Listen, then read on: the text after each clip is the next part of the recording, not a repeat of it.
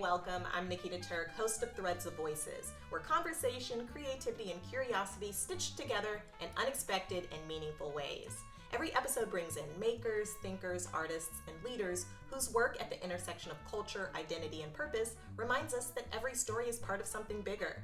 Today, I'm excited to welcome Stephanie Virissimo, a fashion professional and sustainability advocate whose journey blends personal style, mindful consumption, and community impact. Stephanie completed Custom Collaborative's Training Institute and launched her own ethical fashion work focused on upcycling and mending. So, Stephanie, I usually like to start by understanding your why. Why did you decide to focus your career on sustainability and community-centered work?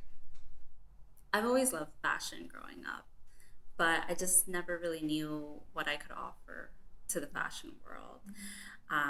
And so when I was trying to figure out what career I wanted to be in, I really struggled with it for a while. For so long, I kept pushing fashion out of my head for a couple of reasons. I wasn't confident in myself. And I also craved stability from a career I knew wouldn't be risky.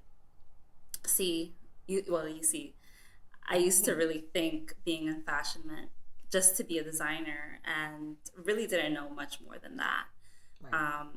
And while I was searching for what I was passionate about, one thing I realized right away was that I wanted my work to focus on leaving the world a better place than when I entered it.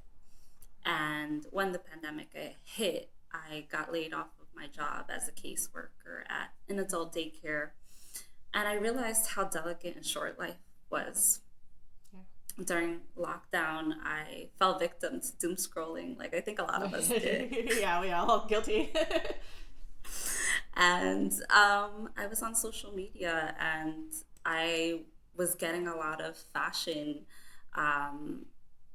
content and a lot of environmental content. And I also saw those two crossing as well. And my interest was piqued right away. I started doing more research into how harmful the fashion industry is to our environment. And I realized that there was space for me in sustainability. I realized that I wanted to minimize textile waste. I saw how much we were all throwing away. I saw how easy it is to fall into the temptation of buying fast fashion, because I was there too at one point. Yeah. And it is so easy to fall into that temptation. But I started analyzing myself and my consumption habits, and I saw that that's a good place to start, right? Is to really be mindful in the way we're adding to our closet and trying to keep the clothes that we do have in our closets as long as possible. And so I thought, why not try to transform a garment that we want to get rid of, so then we don't get rid of it, yeah. Right? And I started looking into upcycling, and I was so inspired. However, I just didn't know how to sew, and I tried to teach myself how to sew, and it was hard just because there wasn't a lot of time to do so. You're working, you really have to dedicate a lot of time to something that you want to build up for your passion, right? And it's hard to do when bills are due, when you're just trying to figure out how you're gonna pay for food, right? Right. Exactly. If we're being completely honest. And so for a long time, that was a challenge for me. I was learning how to sew. And when I came across Custom Collaborative, I thought it was such an amazing opportunity. The fact that we are getting a stipend and getting the chance to learn how to sew was just an opportunity that was too good to be true. And so I went into custom collaborative wanting to learn how to sew to really upcycle garments, because I feel that that will make an impact in people's closets, and even if it would be at a small scale, I do think that that can make a difference there. So when I did come to custom collaborative, I realized how much I longed for a community, and I wanted to be a part of that type of impact.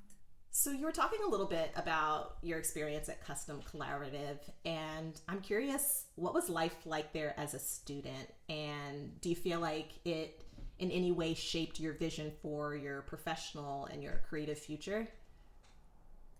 It was a beautiful time. I mean, getting to learn a new skill is incredible. It's rewarding, but it's also extremely tough. There's a lot that goes into fashion, and it's so much new information in just 15 weeks. And it's challenging, really. But the challenge is what makes the experience worth it. And being in a space that cares for and nurtures women and their careers is so crucial. I really got to experience being built up by women, not only in the women that studied with me, but the women that are part of the team at Custom Collaborative. And it made so much of a difference. It does make such a difference when you're being built up by women. It's nurturing. It's just a beautiful thing to witness, and I was so inspired by that. I want to be a part of that mission in helping women, and I want that to be a part of my business. And if there's any way that I could contribute my little brick into this beautiful wall that we are building, I want to be a part of that. Yeah. I think community is so important. It's so important to find your people and find a space where you feel safe and comfortable and supported. I think that anyone that you've talked to who've had some level of success kind of echoes that. And, a lot of times you'll hear about how they found a mentor, or they found, someone who supported them and just really believed in them and helped build them up. I think that that's really important. And I think that everyone has something to offer. I think that you were talking earlier about how you weren't sure what you could contribute to the fashion industry, and now you have found that you can in a really meaningful way, which I think is a pretty cool reminder that there's something special about all of us, right? Yeah, there really is. There's something special and unique to everybody, and you just never know how much of a difference your presence can make in somebody's life. Like, even if it's just to make them laugh, right? Yeah. And in my time during the cohort, we had one person that was going through so much. She was going through loss. She was going through the grievance period. And it was so beautiful to be able to be there for them, and just to see how many of my classmates just came together to be there for that one person. And we didn't do too much, honestly. Yeah, we were just there. Yeah, we were just showing up. We were just giving them a smile. We were just asking and making a conversation with them, and that makes such a difference. It really does. Oh, that's beautiful that you guys were able to be there and support them like that. So your work centers on mindful consumption, as you're talking about, and upcycling sustainability. And these values really challenge the fast fashion norms. What are some ways that you think everyone can rethink their wardrobe in a way that is maybe more mindful and more environmentally conscious? I think that really starts with the people that are producing, right? Mm-hmm. The designers, and the people that hold the gate the gatekeepers really right. of the industry, what they want to put out there in fashion, down to like the quality of clothing, is so harmful, not only to our planet, but to the people that are in our planet, whether that be the people that are making the clothes or the people that are wearing the clothes that are made from really bad chemicals or, illegal chemicals. So I think that it starts there. But I also really believe in mindful consumption too, adding things that you absolutely need, second thinking, and waiting just a little bit before you purchase something. And I really do think that a lot of that also starts with paying attention to how you care for your clothing. So looking at a care tag label and seeing, are you able to buy that garment, yes, at the price that it's at, but are you able to care for that product after you buy it?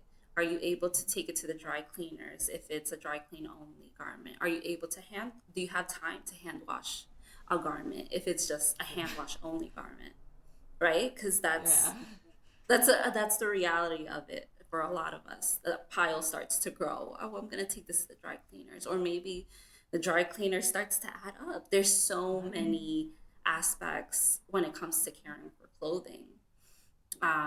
And that's what kind of tempts us into discarding it too, right? When we have to put in a little bit take care of it, effort into it. We don't really think about keeping it when we didn't pay too much for it. We just think that I'll just buy something else for $5, and that just continues the cycle right there. True. But I also do think that mending is so important. Mending and taking that time to be able to repair an item, and having that love for the creativity that goes into the process of picking out whether you want to make it something decorative or make it something invisible that you don't, oh, I never saw that hole there, or that you change the buttons to that makes such a difference.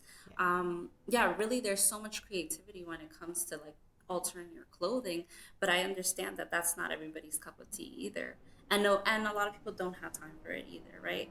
So when those circumstances do happen, I think it's time to maybe taking it to a tailor or somebody else that can take that on, and keeping that clothing in your circulation. Yeah, that makes sense. I remember back in the days of like my mom stitching patches on my jeans. I don't think parents do that anymore. They just kind of get rid of it. But one of my favorite guilty pleasure things to do is get lost in like scrolling thrifting things on Instagram. It's like one of my favorite, like finding the things that people find. Do you think that that's a realistic way to kind of minimize the impact that you're making in the fashion space? Like, do you think doing something like that matters or makes a difference? It does make a difference, but I think it also has a limit. I think that thrifting and secondhand markets are really needed in today's world. But it's also easy to fall into that temptation again, right? Like that fast fashion cycle where, oh, this thing is pretty cheap. I don't really feel like repairing that button. Let's just go to the thrift store and make a day out of it and buy something else that's similar. It's so easy to discard clothing. So really just developing that appreciation for it matters too. Yeah, that makes sense. It's about like developing healthy habits in how you're thinking about your wardrobe. Yeah, I like it. You were talking a little bit before about this, but I think that sustainability isn't just about the materials that go into clothing. It's also about social justice, fair labor, equity, all of those things. How do you see those values showing up in the work that you do? Yeah, I mean, I think we could just see it with the quality of clothing today in today's world, right? And the throwaway culture that we're living in. It's hurting and destroying our world, and it affects how we value clothing and how we value the hands that make that clothing. In our system of capitalism, we exploit labor, the planet, and it's important that there are spaces like Custom Collaborative that focus on helping women of color value their time and showing them how to compensate themselves accordingly. Um, I mean, aside from a stipend that we do receive throughout our training institute, uh, women are really the backbone of the fashion industry. I mean, it can be argued that the fashion industry is made for women, right? Uh, a lot of a lot of brands try to speak to women, but who's making that clothing really? It's women. It's women that are being exploited, and who sits on top of those systems? It's men. We can see that in uh, in production where we see women that are being exploited in sweatshops and who is a manager of that factory. It's usually a man. Or even in a big company uh, where, again, they're using sweatshops and exploited labor. And again, who is at the top level, the CEO, the founder, the owner, it's a man. So it's really helping give back to women in that way and showing them that they can take charge and be well compensated for it. Yeah. I think learning to advocate for yourself and learning that you can and should advocate for yourself and asking for what you deserve, I think that is so important for women and for all marginalized communities as well. Definitely. Yeah. So as alumni coordinator, you supported makers who had completed the program. What inspired you to want to work with artisans of the community in that way? Well, community is so important. In today's political environment and environment in general, I think we've seen how meaningful it is to have human connection.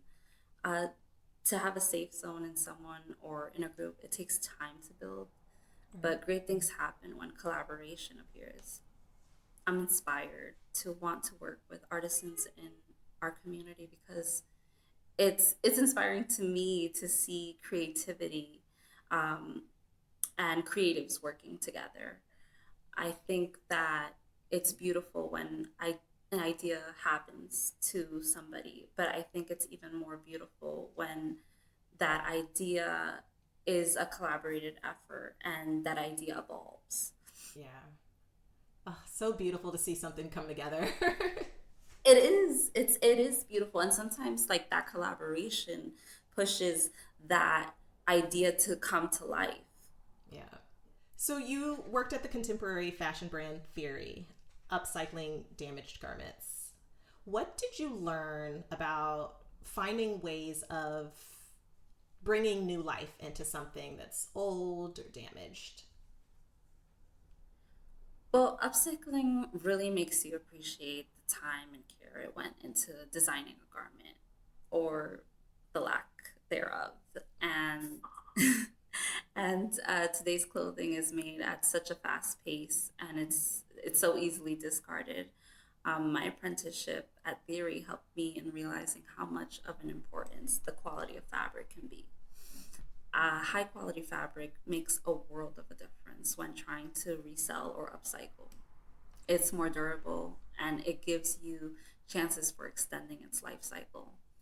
It's fulfilling to work on something with your hands and you grow a connection to it. When you have that connection, it truly makes you value its life and value not only the product or garment itself, but value the resources that went into making it. Yeah. That makes sense. Is there, when someone is buying something, are there automatic things on a label or a tag that a person can look for that is a sign that, like, yes, this has the potential to last a while? Yeah, I'm a natural fibers girly, honestly. I try to go with cottons, I try to go with wools, cashmeres if you find it Yeah. at a good price. Um, I try to do as much natural as possible. I mean, that's kind of impossible in today's world. You know, anything that really has a little bit of stretch, there is some type of elastic in it. Um, but I do try my best to look and see if the garment is majority natural fibers garment. So I try to go with like 40 and up. Okay. Yeah. Cotton, wool, cashmere. Linen. If you can find Yeah. it, linen. If you could find it at a good If you price. can find it in your budget. Yeah. Yeah, in your budget, or there's also a lot of thrift stores that have great cashmere that have holes in it that can be darned or mended creatively, and they're really at a good price too. It's just taking that little bit of time to stitch up those holes, and seeing what way you want to go about it. Yeah, that's kind of like back to what we were talking about before about like building healthy fashion habits. And if thrifting is your thing, making sure you're not falling into just fast fashion differently. Right, So exactly. using thrifting as an opportunity to bring new life to things that are actually going to last and can be with you for a while. Yeah. So I gotta imagine that working in sustainability feels really rewarding, but also challenging sometimes. How do you find ways to stay grounded and still feel motivated when the system feels hard? Because it's a going against fast fashion and the way things have been for so long has to be challenging. How do you keep yourself motivated? It is challenging. um, I find reassurance in having a mission, honestly. Um, my mission is to reduce textile waste as much as possible, right? I know it's a big mission. It's too big of a mission for one person, but I think we should all be doing work that sparks joy into our lives. That joy is even multiplied when we know our work is helping improving people's lives and our planet. For me, fashion sparks joy. I love clothing. I love looking at clothing. I love trying it on. I love putting on outfits together. I love analyzing and seeing why genuine curiosity as to why people wear what they wear and why they decided to wear that. I'm so fascinated by clothing, and I love seeing how people express themselves with their clothing. When I realized that fashion was where I wanted to be, I knew whatever it was that I did, like I said earlier, needed to give back to the planet in some way. Um, and I stay grounded in knowing that my work gives back to the world and, more importantly, to people, even if it's on a small scale. I truly believe one person can make a difference, even if it's one closet at a time. Absolutely. Oh, I like that. One closet at a time. Thank you. You were destined to do this, like hearing your journey and just the way that you light up when you're talking about it, like you found your space, and that's really cool to see. Thank you. It's been a long journey, but Yeah. it All was good worth stories it. are. Yes, that's very true. So what are you excited about next? Do you have any ideas that you want to bring to life or any collaborations that you want to do? Yeah, well, I think when I started realizing at Theory how much high quality fabric is so important, I wanted to I started thinking about how are people going to take care of this. Um, I know that someone from a certain financial standing will be shopping at brands like Theory or Right. you know theory level brands. But I was thinking about someone like me, or, someone that finds a theory garment in a thrift store, or perhaps someone that wants to invest into a garment because they know it's worth it. And I started also realizing how much garment care is really important for that.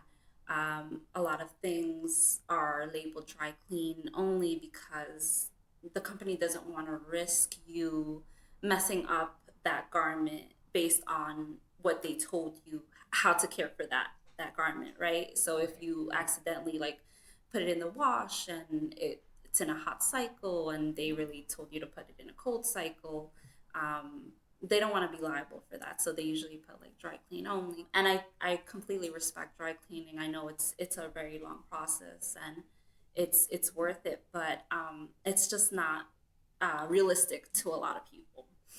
And so I started thinking about caring for wools. I started thinking about how would I care for the cashmere that I did accumulate and the leather that I have.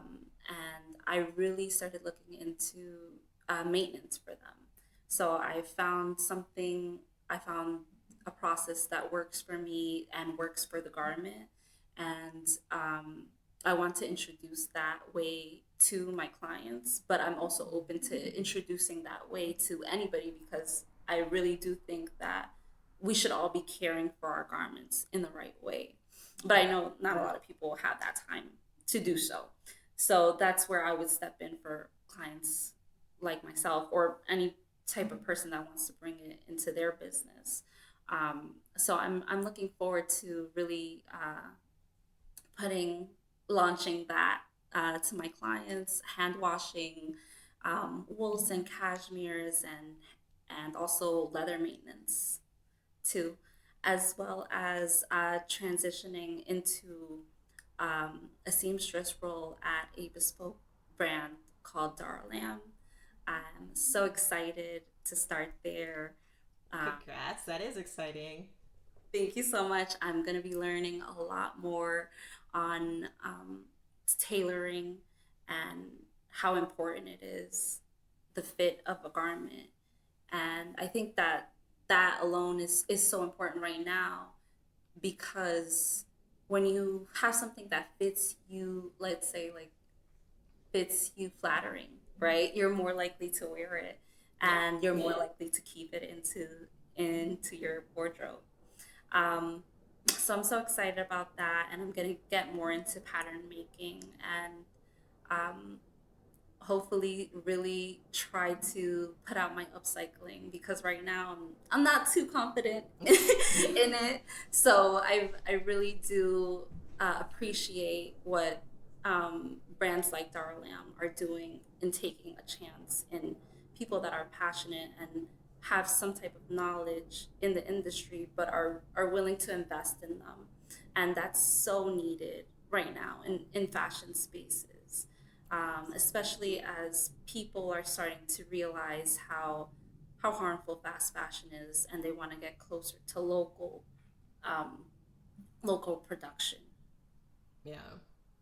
Well, first of all, the girl who thought that she wasn't going to be able to learn to sew, that it was too intimidating and big, is now becoming a seamstress and just really crushing it. So that in itself is really inspiring to hear how that has come together for you. And I just think it's fantastic the way all of the different components of the things that you wanted to focus your career on and that you're passionate about are all coming together in such just sort of a natural way. So that is really exciting. It's been a great journey, honestly. And in retrospect, I realized why my journey led me to where I'm at right now. Yeah. It's funny when you're in it, it doesn't make sense. Not at all. Going through all the disjointed things, you're like, oh my goodness. And then at some point you're like, oh, I get it. That's I get why. Yeah. Well, I'm happy for you that you're on the I get why side of things now. Yeah, I'm happy too because for a long time, I thought, oh, another curveball. When is it going to happen? You know, sometimes you have your eyes set on something for so long and you don't realize that there was like a redirection for a reason. And truly nothing that is meant for you misses you. Yeah. Nothing that is meant for you misses you. I can't add anything to that. No notes. That is perfect. So I'll wrap it. Yeah, that is, I mean, same. So I'll end it with this one last question. If you could leave one message or guiding thread for the next generation of makers, storytellers, and creators, what would it be? I would say to be intentional and to value resources that are available to you. Things are more valuable than just the price that you put upon a product or garment. The things you create should be created to be in one's life for a long time. And I think that even the afterlife is also very important and should be considered in the design process.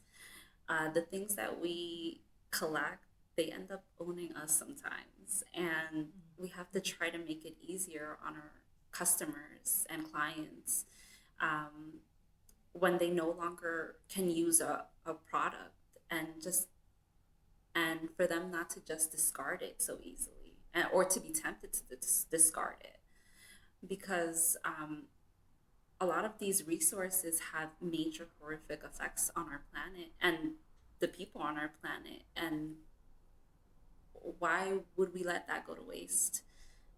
And when that does go to waste, who really wins? Yeah. Well said. Stephanie, thank you so much. Thank you. I appreciate the time. Stephanie's journey reminds us that fashion at its best is not just about garments, but about dignity, creativity, and community.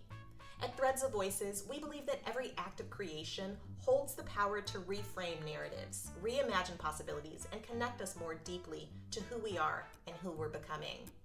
Our podcast sprang from Mentor a Promise, a nonprofit born in New York City where students and families facing housing instability find space not just to rebuild their lives, but to reclaim their voices. Be sure to follow us to stay connected with the latest episodes. And to learn more about Stephanie's work and the community she supports, explore Custom Collaborative's programs and stories online.